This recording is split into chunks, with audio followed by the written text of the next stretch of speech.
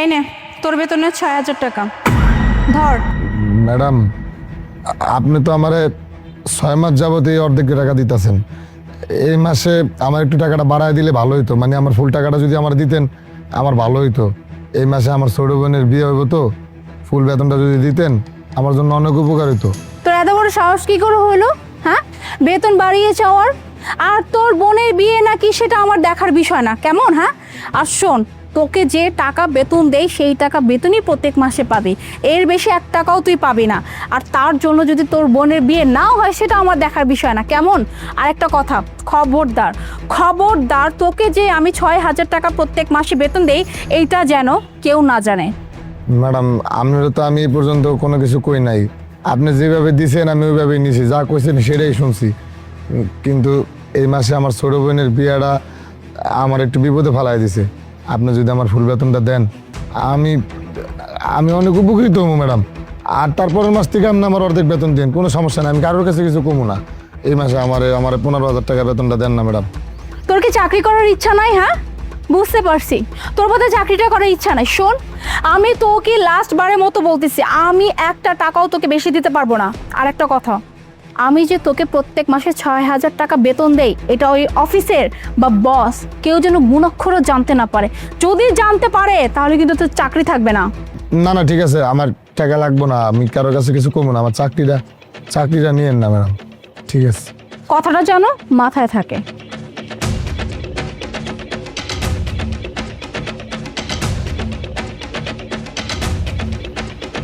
কি ব্যাপার ওয়াহেদ, বেতন পেয়েছো মনে হয়? জি স্যার, এই তো কিছুক্ষণ আগে বেতনটা পাইছি। এই জন্যই তো পকেট এত মোটা মোটা লাগছে। দেখি ক টাকা বেতন পেয়েছো? না না না স্যার, আপনি আমার বেতন দেখে কি করবেন? আমি বেতন পাইছি তো, আমি বেতন ঠিকঠাক মতো পাইছি, সমস্যা নাই। আমার টাকা আপনি দেখে কি করবেন স্যার? কোন? আরে বাবা, আমি জাস্ট দেখবো কয় টাকা বেতন পেয়েছো, আমাকে টাকাগুলো দাও।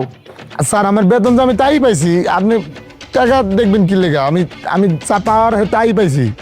ওয়াহেদ, আমি কিন্তু তোমাকে বললাম আমার একটা কাজ আছে, এই কারণেই তো আমি তোমার কাছে টাকাগুলো চাইলাম। দাও টাকাগুলো আমাকে দাও।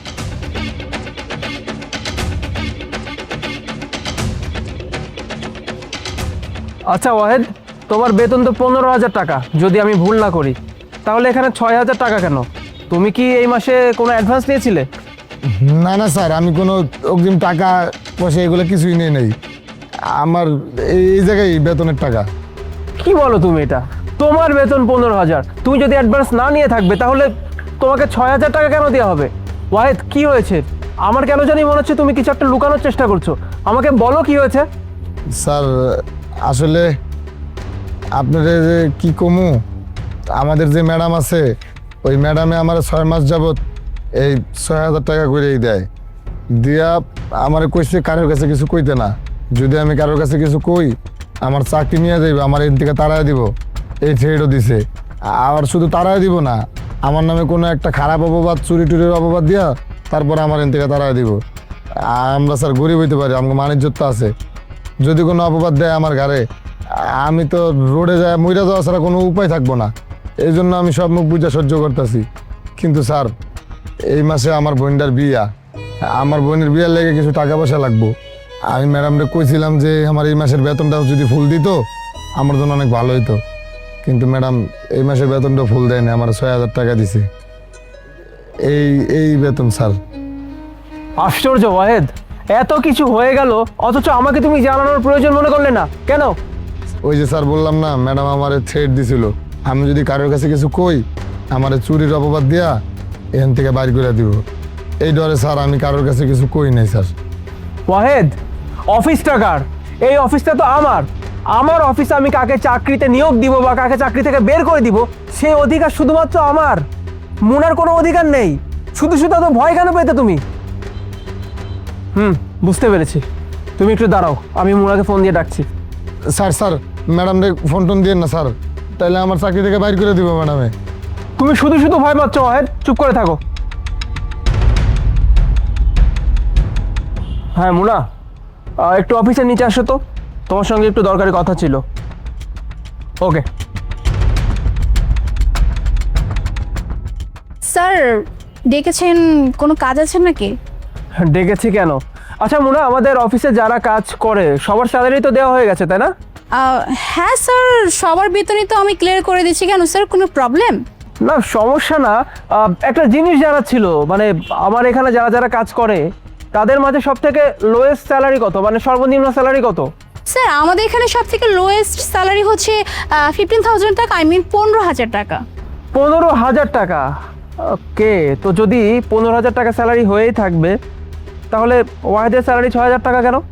ও স্যার, বুঝতে পারছি। এই দারোয়ান আপনাকে 6,000 টাকা দিছে, স্যার বলছি এইটাই ওর বেতন, তাই না? স্যার আমি আপনাকে বলছি, ওর বোনের বিয়ে গত 2 দিন আগে আমাকে বলছিল যে ওর বোনের বিয়ে, ওর নাকি কিছু টাকা বাড়িয়ে লাগবে। তো আমি বলছি এখন আমাদের স্যালারি দেওয়ার শেষ, এখন টাকা দিতে পারবো না স্যার।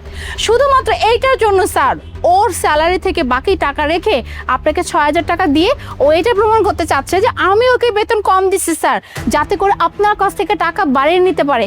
স্যার আমি তো আগেই আপনাকে বলেছিলাম স্যার, এরকম দারোয়ান না আসলে অনেক খারাপ হয়, বুঝলেন? এটা টাকার জন্য অনেক নিচে নামতে পারে স্যার।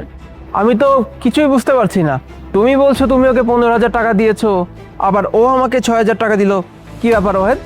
কথার সঙ্গে আমি তো প্রমাণের কোনো মিলই খুঁজে পাচ্ছি না। তুমি কি ওর কাছ থেকে টাকাগুলো নিয়েছো আর আমাকে মিথ্যা বলছো? না না স্যার, আপনি তো দেখলেন না, আমি পকেটের থেকে একবারে এই টাকাগুলো বাইর করে আপনার হাতে দিছি। এই জায়গায় তো আর আমার কাছে কোনো টাকা পয়সাও নাই, আমি এর থেকে টাকা সরাবো কীভাবে? আমার এই টাকাই দিছে ম্যাডামে, আমি এই টাকাই আপনার হাতে দিলাম। স্যার আপনি সাধারণ একজন দারোয়ানের কথা শুনে স্যার আমাকে এইভাবে কেন বলতেছেন স্যার? আপনি খুব ভালো করে জানেন স্যার আমি কাজ কত দক্ষতার সাথে করি স্যার। আর আমি আপনার এত ট্রাস্টেবল একজন এমপ্লয়ি স্যার, এত বছর ধরে আপনার সাথে কাজ করছি স্যার। আপনার কি মনে হয় স্যার আমি এমন কিছু করব? স্যার একটা কথা বলি স্যার, আমার মনে হয় কি দারোয়ানটাকে এখন আর রাখা যাবে না, ঠিক আছে? ও অনেকবার বাড়ছে, ওর বোনের টাকার জন্য স্যার ও এখন আমাকে আপনার কাছে খারাপ করতেছে স্যার। আমি বলি কি ওকে এক্ষুনি চাকরি থেকে এখান থেকে বের করে দিন। হ্যাঁ ঠিক কথাই বলেছো, চাকরি থেকে বের করে দেওয়া তো অবশ্যই উচিত, তবে ওকে না, চাকরি থেকে বের করে দেওয়া উচিত তোমাকে। কি বলেন স্যার? স্যার আমি কেন স্যার, আমাকে কেন এসব কথা বলতেছেন স্যার? স্যার আমি আপনার জন্য এত কাজ করি, এত কিছু করি স্যার, আর আপনি আমাকে চাকরি থেকে বের করে দিবেন? আরে বের তো করবেন স্যার। ওকে স্যার, ভুল করছে ও, অন্যায় করছে ও স্যার, ওকে না বের করছে আপনি আমাকে কেন বের করবেন? মুনা আর নাটক করো না, এবার অন্তত একটু চুপ থাকো। তুমি এতক্ষণ ওর সঙ্গে দাঁড়িয়ে দাঁড়িয়ে যে ব্যবহারটা করছিল, ওকে যেভাবে থ্রেট দিচ্ছিলে, সমস্ত কিছু না আমি দূরে দাঁড়িয়ে দেখেছি। আমার তো ভাবতেই অবাক লাগছে মুনা, এত বছর যাবত তুমি কোম্পানির সঙ্গে আছো, এতটা ট্রাস্ট করি আমি তোমাকে, আর সেই তুমি কিনা সামান্য কয়েকটা টাকার লোভ সামলাতে পারলে না। প্রতি মাসে তোমাকে 80,000 টাকা স্যালারি দেওয়া হয় মুনা। তোমার কিসের এত অভাব পড়ে গিয়েছিল যে তুমি বিগত 6 মাস ধরে ওর স্যালারি থেকে 9,000 টাকা কেটে রাখছিলে? আমি তো এটাই বুঝতে পারছি না, এত সুন্দর একটা চাকরি তুমি করছো, তোমাকে হ্যান্ডসাম অ্যামাউন্টের স্যালারি দেওয়া হয়, কিসের এত অভাব পড়ে গেল হঠাৎ তোমার যে তুমি সামান্য দারোয়ানের বেতন পর্যন্ত মেরে দিলে? আমি কি জানতে পারি? আসলে স্যার আমি যে পার্টি করি তো স্যার, ওখানে না অনেক টাকা দরকার হয়। আমি যে স্যালারি পাই, স্যালারি দিয়ে আসলে হয় না স্যার, অনেক খরচ তো বুঝতেই পারছেন স্যার, সব এক্সপেন্সিভ জিনিস কেনাকাটা করতে হয় স্যার। তাই আমি ভেবেছি যে এরকম ছোটো লোক দারোয়ানের কাছ থেকে যদি আমি কিছু টাকা মেরে দিই তাহলে তো স্যার কোনো প্রবলেম হবে না। আর ওদের তো সাহসও নেই আপনাকে বলার স্যার। এর জন্যই আমি বিগত কয়েক মাস যাবত ধরে ওকে আমি স্যার জাস্ট 6,000 টাকায় বেতন দিচ্ছি, আর বাকি 9,000 টাকা আমি আমার জন্য রেখে দিচ্ছি স্যার। স্যার কিন্তু স্যার আমি আর এমনটা করবো না স্যার, আমাকে প্লিজ মাফ করে দিন এবারের জন্য স্যার। সত্যি মোনা, তোমার কথা শুনে আমি অবাক হচ্ছি।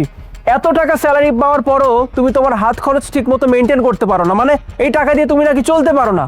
তাহলে একটাবার চিন্তা করো এই মানুষটার কথা, মাত্র 15,000 টাকা স্যালারি এই মানুষটার, এত কম টাকা এই মানুষটা কি করে সংসার চালায়? আর তুমি তো কিছুক্ষণ আগেই শুনলে ও তোমাকে অনুরোধ করে বলছিল যে ওর বোনের বিয়ে অন্তত এই মাসে তাকে যেন 15,000 টাকায় দেওয়া হয়, কিন্তু তুমি কি করলে? তুমি তাকে চাকরি থেকে বের করে দেওয়ার হুমকি দিলে। আচ্ছা এই অফিসটা তো আমার অফিসে আমি কাকে চাকরি দিব আর কাকে চাকরি থেকে বের করে দিব এই অধিকার একান্তই আমার। তোমাকে এই পাওয়ারটা কে দিল? নাকি নিজেকে অনেক বড় ভাবতে শুরু করে দিয়েছো? কোনটা? শোনো না, মানুষকে মানুষ ভাবতে শেখো। আর একটাবার তুমি আমার বিশ্বাস নষ্ট করেছো, এরপরে আমার তো মনে হয় না আমি তোমাকে বিশ্বাস করতে পারবো। তাই বলি কি, আমার তোমার মতো এরকম অসৎ এমপ্লয়ির কোনো দরকার নেই। তুমি এক কাজ করো, তুমি অন্য কোথাও চাকরি খুঁজে নিও, আমার কোম্পানিতে তোমাকে আর চাকরি করতে হবে না। স্যার প্লিজ স্যার আমাকে চাকরি থেকে বের করবে না স্যার, আমি কথা দিচ্ছি স্যার আজকে পর থেকে এমন কিচ্ছু করবো না স্যার। আমার যে স্যালারি তা থেকে আমি চলবো স্যার, আমি কারো কাছ থেকে একটা টাকা নিব না স্যার।